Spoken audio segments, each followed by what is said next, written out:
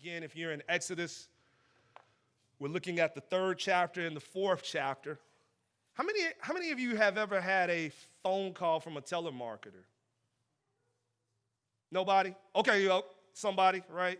I'm sure this is not something that you've done before. Maybe, I'll just give you personal experiences. Sometimes when you have a phone call from a telemarketer, you can instantly know, right? It takes about 5 seconds to realize that I have a phone call from a telemarketer. It could be like the delay, right? There's a moment where you say hello and nobody says hello back. There's like a 3 to 5 second delay.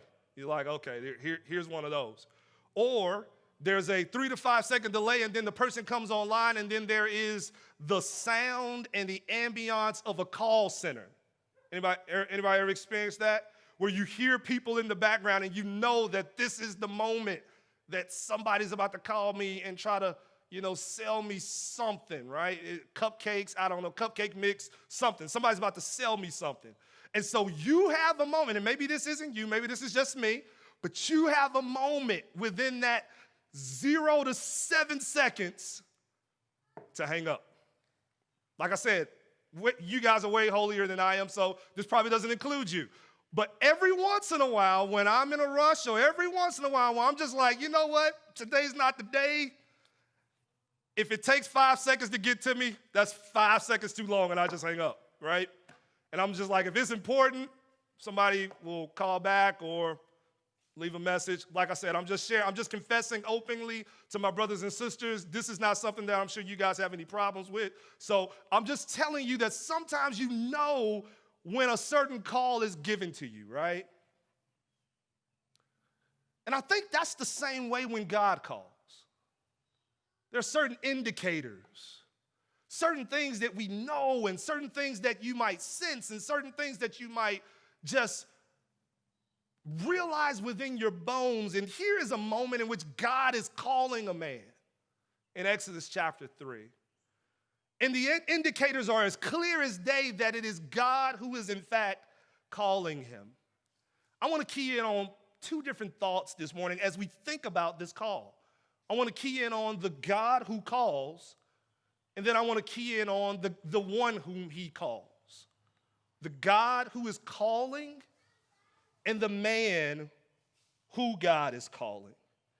If you look at verse 1 of chapter 3, it reads, "Now Moses was keeping the flock of his father-in-law Jethro, the priest of Midian, and he led his flock to the west side of the wilderness and came to Horeb, the mountain of God. And the angel of the Lord appeared to him in a flame of fire out of the midst of a bush. And he looked, and behold, the bush was burning, yet it was not consumed. And Moses said, I will turn aside to see this great sight, why the bush is not burned. Moses comes in contact with the one who calls, the God who calls. Out of the gate in this chapter, the one who is calling Moses immediately appears to be anything but ordinary. He is not common. And we see this for a number of reasons, but obviously we see this because this God who is calling him from a bush that's burning. The first thing that we understand when we look at this bush is that is burning, but it's not consumed. In other words, we learn about this God from this bush, that this God is self-sufficient. You see, the bush, again, is burning, but it's not consumed, and that is not ordinary. That is not common. That's not something that you and I see every day. In fact, there is what you call in science a fire triangle, right? And in the fire triangle, it's 3 things that every fire needs, aside from the chemical reaction and combustion. There is the oxygen that the fire needs. There is the heat that the fire needs. And lastly, I'm sure you all know this, it is the fuel that the fire needs. Any fire needs fuel. Now, in a vegetation fire, let's say, and hopefully this doesn't happen this morning, but let's say the grass catches fire. The grass will have oxygen. The fire will supply its own heat. But where will the fuel come from in the grass? The grass itself. The grass serves as fuel. Just like in any leaf fire, the leaves serve as fuel, which explains the reason why after a while on a pile of leaves, when there's no more leaves left to be burned, the fire goes out. Why? Because the fuel is gone. But here in this scene, what's amazing is that there is a bush that's burning, but it is not consumed. In other words, the bush is not using any of the fuel. The fuel itself is being supplied supernaturally. The fuel itself is being created out of nothing, ex nihilo, out of nothing. The fire is being produced. What does that tell you? That tells you that the one who is speaking from the bush doesn't need the bush to create the fire. He is himself self-sufficient. One of the first things that we learn when we look at this bush is that God is unbound.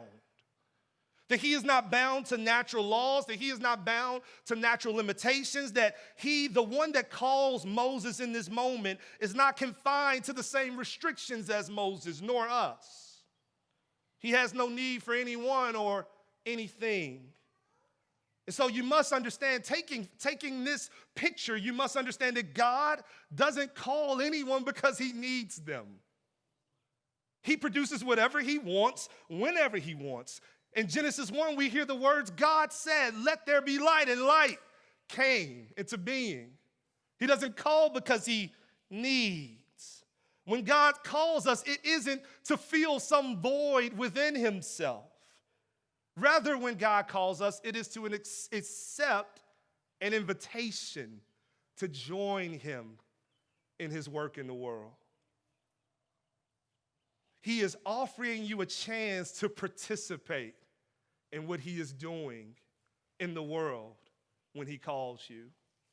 It is privilege, not obligation. Do you understand that? You see, God is able to supply whatever it is that he desires to supply. So this is an invitation in which he is giving Moses to participate. If Moses doesn't want to participate, if Moses refuses, God, in fact, can go himself or send someone else. But not only do we learn this when we look at this self-sufficient God in this burning bush, but we also know that God is able to supply whatever we lack. If God can produce fuel from where there is no fuel, then certainly he can give us capability where we may think there is no capability. And he can provide gifting where we believe we aren't gifted enough. God can produce whatever he desires to produce, whenever he desires to produce, in whomever he desires to produce. So this is a self-sufficient God, but this burning bush also tells us that this is a holy God. This is a righteous God. You know, me and Candy, before we moved into the city to plant City Light, we lived in the county, all the way out down Fisher Ferry, just a few blocks from Mrs. Bird, in fact. And while we were there was a moment, you know, we had a huge yard with a lot of leaves, and so we were cleaning up leaves. And there was a moment in the cleaning of those, or the piling of those leaves, where you have to burn those leaves. And in the county, you can burn a lot more leaves than obviously you can do in the city. And we were having a leaf burn one day, and it was a beautiful moment, wonderful moment.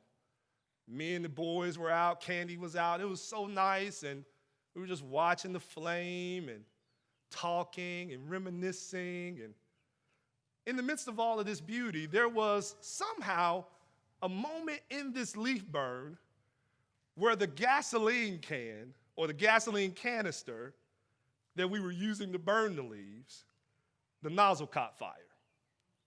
And immediately, this beautiful moment proceeded to move to chaos instantly, and panic, and screaming, and put it out, and all of that. From beauty to chaos in an instant, from beauty to life on the line, from beauty to, oh my God, I'm going to kill my children in a leaf pile burn. And so we eventually got it out, right? But it showed me something about fire. Fire is beautiful to look at, but it's also dangerous if you're not careful. God in this moment from this burning bush presents an image that Moses is drawn to. He sees it and he says to himself, I need to go and take a look at this bush. And he starts to get closer, and he starts to get closer, and he starts to get closer when he hears these words from God in verse 5. Do not come near. Take your sandals off your feet. For the place on which you are standing is holy ground. And he said, I am the God of your father, God of Abraham, God of Isaac, God of Jacob. And Moses hid his face, for he was afraid to look at God. This was a beautiful fire, but this was a holy fire. God is beautiful, and yet God is holy. You see, this is the same God that is described in Isaiah and described in Revelations as holy, holy, holy. The theologian R.C. Sproul, the late R.C. Sproul, says that description of God, holy, holy, holy, is speaking of God in superlative terms. In other words, the holiest of the holy. It's the only adjective to describe God in the Bible that is spoken of in this way. You never hear that God is love, love, love. You never hear that God is mercy, mercy, mercy. You never hear that God is gracious, gracious, gracious, even though you know and you realize that he is all these things. But what you do hear, the angels in Revelations and in Isaiah, you hear them say that he is holy, holy, holy. In other words, he is unlike any other in all of the known universe and unknown universe. He is set apart from all things. He is sacred. He is beautiful. And yet, if we trifle with him, he is dangerous. And so Moses is in the midst of the holy, holy, holy God. You know, according to Numbers, there was this special group of people that were charged with carrying the precious things of God. And this special group of people was, they had an opportunity at one point in time in 2 Samuel to carry such things. 2 Samuel chapter 6. The Ark of the Covenant was being returned to the people of God after being held by the Philistines. And as the Ark of the Covenant was coming back into the town, they were celebrating and rejoicing. And in their celebration and their rejoicing, there was a moment where the ark tilted over. And one of the people that were specifically called to handle this ark reached out with his hand to catch it. And when he touched that holy instrument of God, he immediately died. The Bible said God's anger was kindled, and he died instantly. And King David said, I don't want this thing anywhere near us. But what King David didn't realize was that it was a representation of God's holiness. You see, they carried it in, but they didn't cover it as they were instructed to do in Numbers. They carried it in casually. They carried it in trifling. And so when it fell and the man touched it, it was a demonstration. It was an example to all that you don't trifle with God, that he is beautiful, but he is holy as well. In fact, not only did they not cut, or rather God is in this moment showing judgment that appears harsh, and yet his mercy is on display. Do you wonder why? Do you know why? In that moment, when the ark fell, the reality of the moment was that it was uncovered. And the scripture says that no one was even supposed to look on the holy things. Meaning that not only was that man supposed to die that day, but everybody that looked at that uncovered ark that day should have been dead. God was demonstrating his holiness and yet was demonstrating his mercy in that moment. You see this tension on display in this moment where God is demonstrating his holiness, but he's telling Moses, take off your shoes and don't come any closer, because drawing any closer might be deadly for you. And so Moses hides his face. So this is a holy God, and this is a self-sufficient God.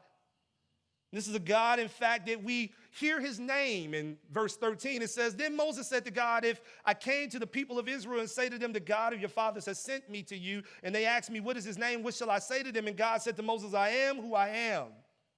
He says, say this to the people of Israel, I am has sent me to you. In that name, we hear about God's self-sufficiency, and in that name, we hear about God's holiness. You see, typically in a name, there is some connection to the past, some connection back to origin. For example, when I say, my name is Brian Crawford, then you might ask, well, who are the Crawfords? I came from someone. There's an origin for me. But when God says, I am that I am, what God is saying is that I have no origins. There is no one that came before me. There is no one that produced me. God is speaking to his self-sufficiency. But God is also speaking to his holiness when he says, I am that I am. Why? In other words, there is none other like me. I stand apart and I stand alone from all others. And so here in a name, we hear about God's self-sufficiency, and here in a name, we hear about God's exclusivity. But what about the one that is called? That's the one who calls. What about the one that is called? Moses. You know, one interesting point about Moses in these two chapters, and it takes shape very early in chapter 3, is Moses' life has gone from relative obscurity as a newborn child, sent literally down the river by his mother to protect him, to from relative obscurity to royal celebrity.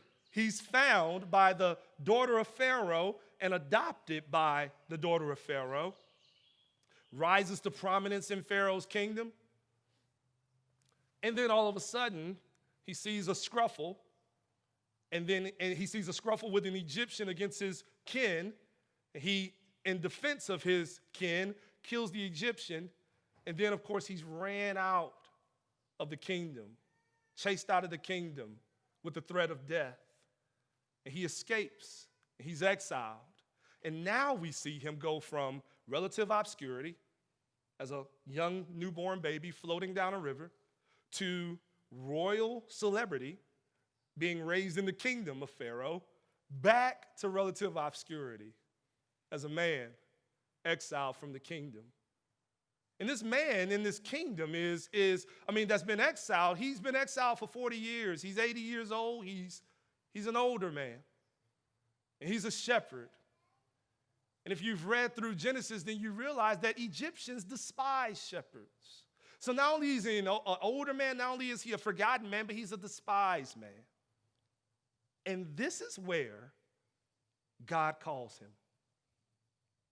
Notice that God doesn't call him at the top. God calls him at the bottom. You know, sometimes we think that, right? When we see celebrities, we say to ourselves, oh man, if so-and-so got saved, man, they probably could change the world, right? I mean, when Kanye West gets saved, right? Everybody's like, oh man, that's a game changer now. Kanye West got saved. And I mean, it's cool when Kanye West got saved. I'm excited about it. But God isn't in heaven like, oh man, I need Kanye West, you know? Kanye West got saved. God doesn't need the celebrity. He can find anyone in absolute obscurity to do his work and to move as he chooses them, to move them. He is being used by God, not at the top. He's being used by God at the very bottom. Some of you in this moment, you feel very small. This pandemic has done that to a lot of us. We feel very small. We feel very insignificant. We feel very obscure. We feel forgotten. But just because you feel that way, it doesn't make you useless to God. God has not forgotten you. He still knows your name. In fact, it is here that Moses, living in relative obscurity and nobody knows him, that he hears God call him by his name, Moses. Moses. No matter where you have been, no matter where you are, we can have great confidence that God knows ultimately where we are going. He knows our name, which means he knows our destiny. So God calls this man out of relative obscurity. But where does God call him to? He calls him back to Egypt. In Exodus chapter 2, verse 23, last week we talked about the children of Israel in their captivity and in their slavery and in their injustice and exploitation. They cried out to God in that moment. Verse 23 of chapter 2, it says they cried out for help, and their cry for rescue from slavery came up to God, and God heard their groaning. And God remembered his covenant with Abraham and with Isaac and with Jacob, and God saw the people of Israel, and God knew. And it's this cry that God refers back to Moses, or God refers back to when he's speaking to Moses in chapter 3, verse 7. He says, I have surely seen the affliction of my people who are in Egypt and have heard their cry because of their taskmasters. God said, I heard them. I know their sufferings, and I have come down to deliver them out of the hand of the Egyptians and to bring them out of that land to a good and broad land, a land flowing with milk and honey. Again, it is important to remember that when you cry, God hears. That when you weep, God hears. When you are afflicted and oppressed, God sees. When you are praying for deliverance, God will indeed respond. God calls Moses again, not because he needs Moses, but because he is inviting Moses to participate in his work of deliverance of Israel from bondage. And his work of deliverance, not only from bondage, but remember, deliverance is not just what we're being delivered from, but what we're being delivered to. And so he is delivering them from bondage to freedom to worship him.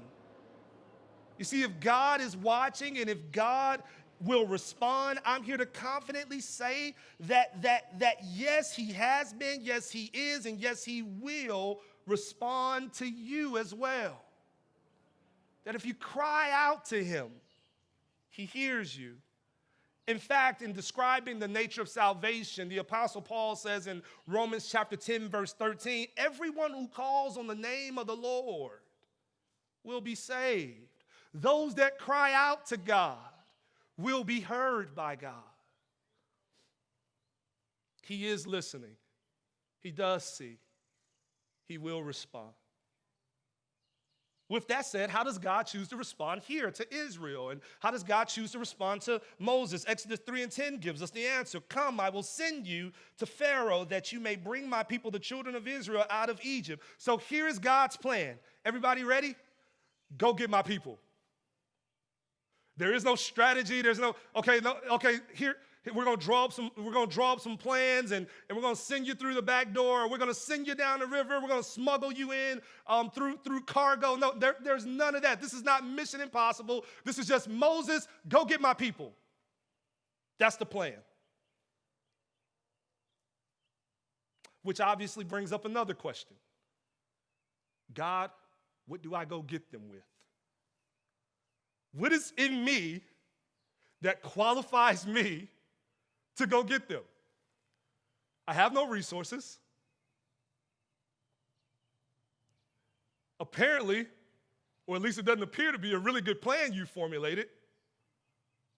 So how do I go? And this is what Moses wrestles with God over 2 chapters about. How do I go? First, he talks about his own credentials in verse 11 of chapter 3. He says this, but Moses said to God, who am I that I should go to Pharaoh and bring the children of Israel out of Egypt? Moses asked a perfect question. God, I'm 80 years old. I've been gone for 40 years. And when I left, I was ran out of town. I'm a shepherd, an old shepherd that has lost credibility not just with the Egyptians, but has lost credibility with the Israelites. They didn't even like me when I left.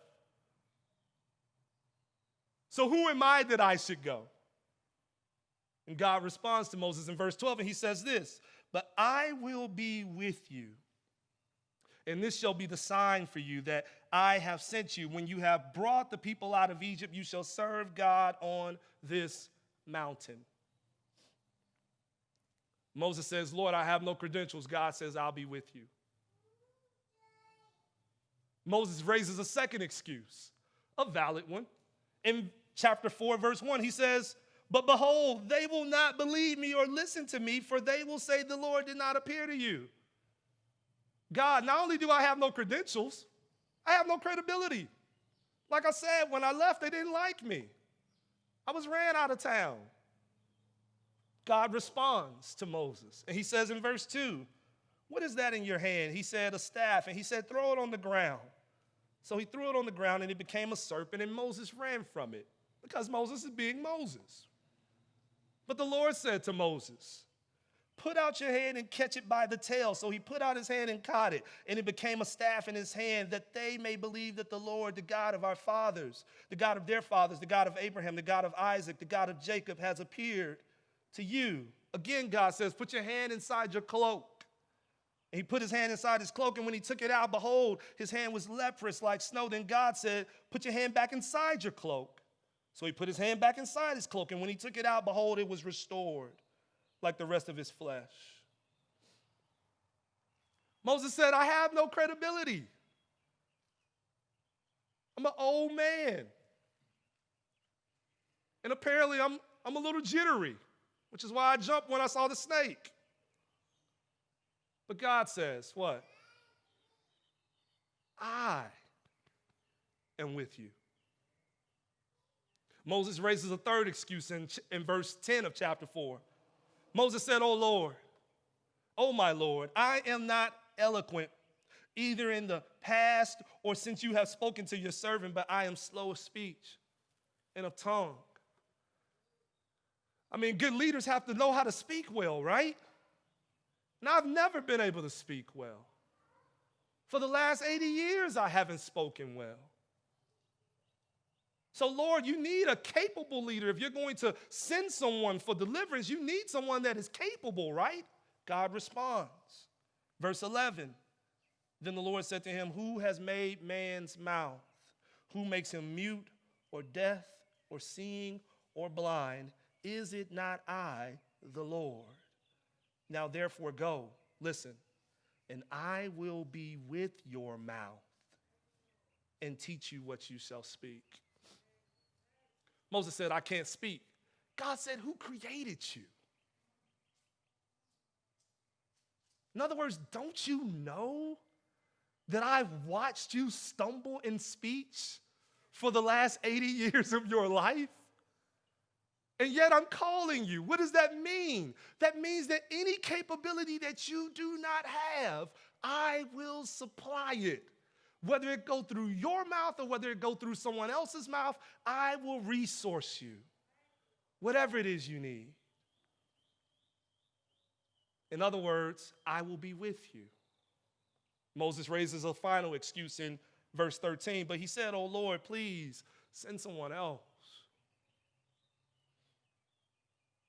And then verse 14 happens. Then the anger of the Lord was kindled against Moses, and he said, is there not Aaron, your brother the Levite? I know that he can speak well. Behold, he is coming out to meet you, and when he sees you, he will be glad in his heart. Listen, verse 15. You shall speak to him and put the words in his mouth, and I will be with your mouth and with his mouth, and will teach you both what to do. He shall speak for you to the people. I will be with you. I will be with you. I will be with your brother. God gets angry. Why does God get angry? Has nothing to do with Moses doubting himself. This isn't about self-doubt. It's about God doubt. It's about the fact that I've sent you. And so if I have sent you, it doesn't matter what you think you can do. It doesn't matter how qualified you think you are. It doesn't matter how credible you think you are. It doesn't matter how capable you think you are. If I have sent you, then you must go. Because when you go, I will be with you every step of the way. If you're listening to God speak to Moses right now, you notice a trend. You notice a theme at work, and it is this. The one who goes among us is not nearly as important as the one who is going with us. It doesn't matter who he sends, as long as he goes with the one he sends. Everything else will be okay. Moses is not important in this story. God going with Moses is important to this story. And neither are you important to your story. God going with you is what's important to your story. I know there are some things that's going on in your life right now that you're saying to yourself, I just don't know if I can make it. And you would be right if God wasn't with you. You would be absolutely right if God wasn't going. But God is going. He goes with you. And because he goes with you, yes, you absolutely can make it. And you will make it.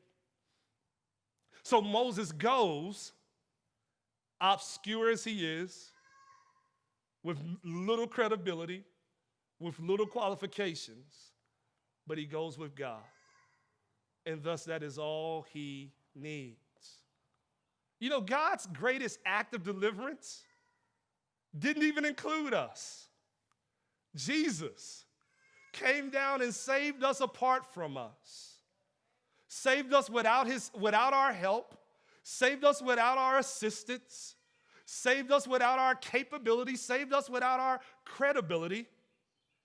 Came down in the form, wrapped himself in human flesh and lived the life that none of us were capable to live because it wasn't about us, and died the death that we all deserve to die.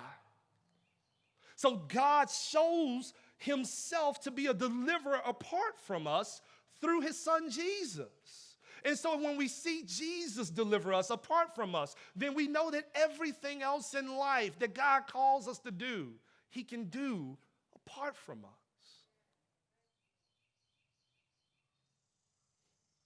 In fact, one of the greatest promises that we ever hear in Scripture is before Jesus leaves.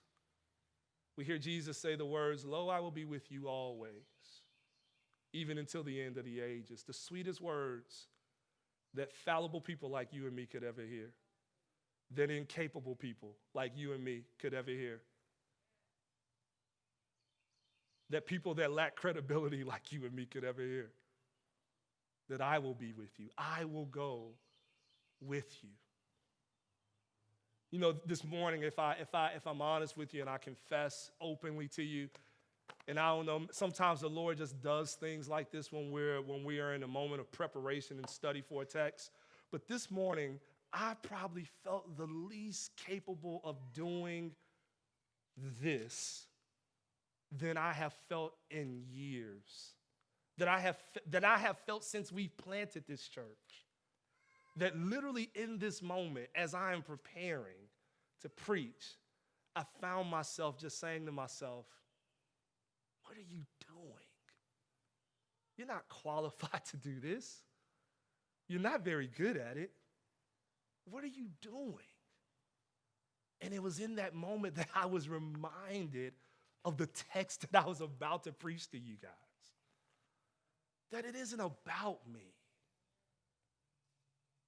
That the only reason or the only hope that I have, that when I go forth in whatever God has called me, the only hope that I have, that it will be successful, that it will be pleasing to him, is that he goes with me.